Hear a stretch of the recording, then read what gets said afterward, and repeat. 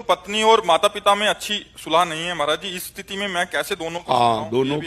दोनों का प्राथमिकता माता पिता की रखनी है, क्योंकि अर्धांगिनी अपना ही अंग है और हमें प्रकट करने वाले माता पिता हैं। तो अर्धांगिनी को इतना कि आप हमारे माता पिता की सेवा ना करें, मानते हैं, लेकिन आप हमें नहीं रोक सकते।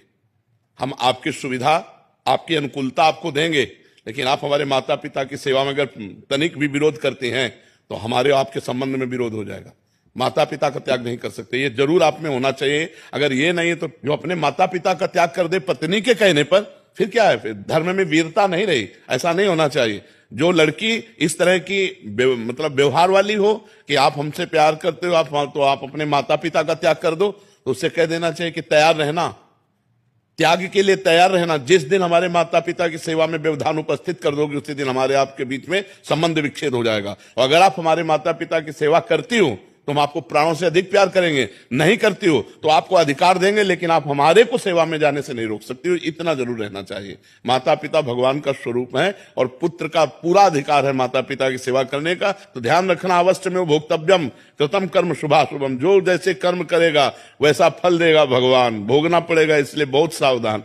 तो कभी चूक मत कर देना, पत्नी के चक्कर में आकर अपने बूढ़े माता पिता को मारना पीटना या घर से निकाल देना, ऐसे कोई आचरण मत करना। पत्नी से को तुम करो या ना करो, हम तुम पर दबाव नहीं डालते, लेकिन आप हम पर दबाव नहीं डाल सकती कि माता पिता की सेवा से हम वंचित हो। माता पिता ही महाराज जी थोड़े से अलग व्यवहार के हों, वो बहुत गलत व्यवहार करें। हाँ, तो उनको चाहिए, माता पिता को चाहिए कि बुढ़ापा आ रहा है, ज्यादा अगर उद्दंडता करेंगे तो दुर्गति को प्राप्त हो जाएंगे।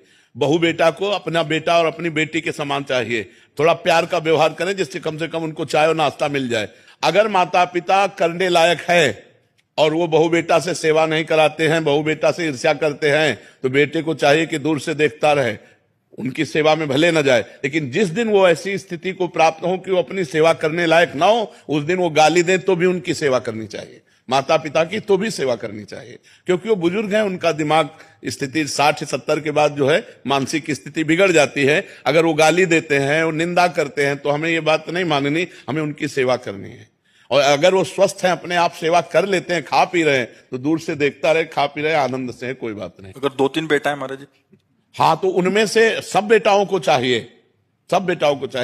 कि अपने माता पिता की सेवा के लिए अगर हिस्सेदारी ले लें, तीनों क्रम बाई क्रम सेवा करें। अगर तीनों में से ना करें तो एक तो तैयार हो जाए। यार, बूढ़े माता पिता खवाने से क्या कमी होती है? दाता तो भगवान है, खूब अच्छे से देते हैं। जो माता पिता की सेवा करता है उस पर भगवान प्रसन्न हो जाते हैं, क्योंकि भगवान ये धर्म से प्रसन्न होते हैं। देखो, पुंडरीक जी अपने माता पिता की सेवा करते थे तो विट्ठल भगवान स्वयं दर्शन देने के लिए महाराष्ट्र में आए थे कि नहीं आए थे? तो माता पिता की सेवा करने